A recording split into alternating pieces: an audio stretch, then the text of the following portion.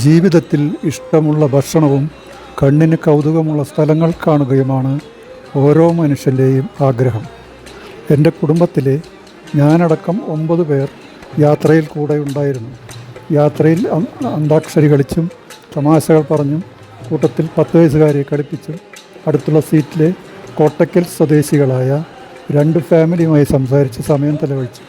ഈ യാത്രയിൽ കർണാടക വഴി യാത്ര ചെയ്യുമ്പോൾ ഷിരൂർ കാർവാർ എന്നീ സ്റ്റേഷനിലെത്തിയപ്പോൾ മലയിൽ നിന്നും മണ്ണിടിഞ്ഞ് ട്രക്കിനുള്ളിൽ ഡ്രൈവറായ അർജുനും കായലിൽ വീണ് കാണാതായി.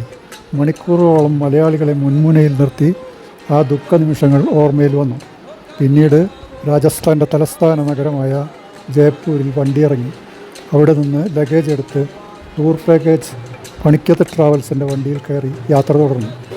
രാജസ്ഥാനിൽ ആദ്യമായി സന്ദർശിക്കാൻ പോകുന്ന സ്ഥലം പിങ്ക് സിറ്റിയിൽ സ്ഥിതി ചെയ്യുന്ന കൊട്ടാരമാണ് ഹവാമഹൽ.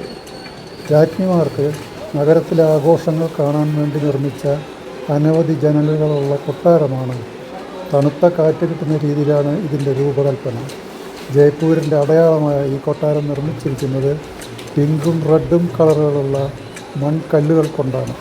ആർക്കിടെക്ചറൽ ഭംഗിയുള്ള കൊട്ടാരമാണ് ഹവാമഹൽ. ഇനി കാണാൻ പോകുന്ന സ്ഥലമാണ് സിറ്റി പാലസ്. 18-ാം നൂറ്റാണ്ടിൽ മഹാരാജ സവായ് ജയ്സിംഗ് II നിർമ്മിച്ചതാണ്. മ്യൂസിയവും രാജാവിൻ്റെ വീടുമാണ് ഇപ്പോൾ. ഭംഗിയുള്ള കൺസ്ട്രക്ഷനും കോർട്ട്യാർഡും മ്യൂസിയവും രാജാക്കന്മാർ വളരെ ഭംഗിയായി സൂക്ഷിച്ചിരിക്കുന്ന കൊട്ടാരമാണ്.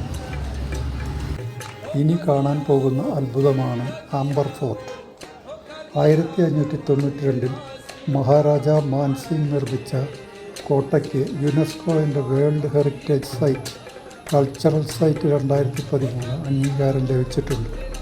കോട്ടയ്ക്കകത്ത് 4 കോർട്ട്യാർഡുകൾ ഉണ്ട്.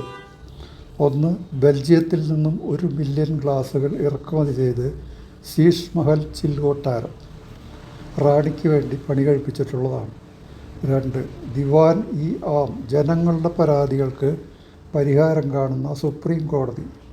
3 ദിവാൻ ഇ കാസ്, രാജാക്കന്മാരുടെ സഭ.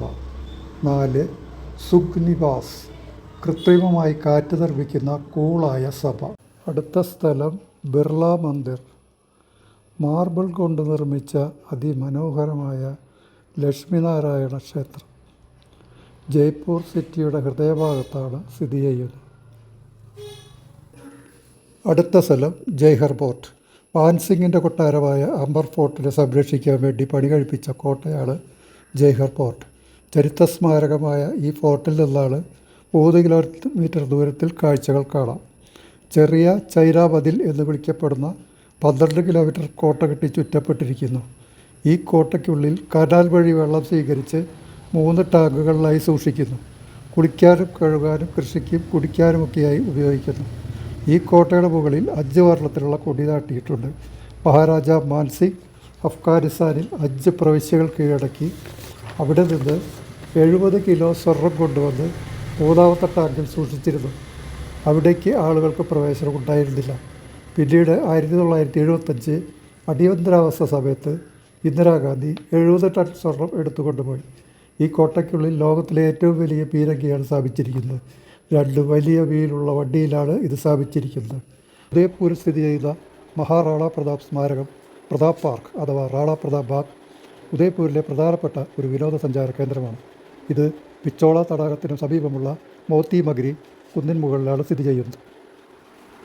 പാൻസാഗർ നദിയുടെ നടുവിൽ അതിമനോഹരമായൊരു കൊട്ടാരം ജൽമഹൽ.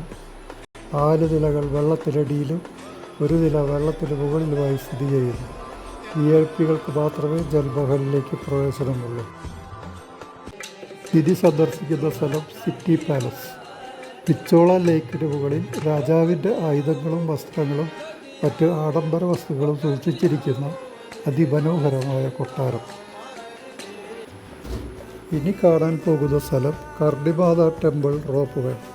പിച്ചോള തടാകവും ഉദയ്പൂർ സിറ്റിയും കാണാവുന്ന തരത്തിൽ മലമുകളിൽ സ്ഥിതി ചെയ്യുന്ന കർണിമാത ടെമ്പിൾ മനോഹരമായ കാഴ്ചയാണ് കണ്ണിന് സമ്മാനിക്കുന്നത്.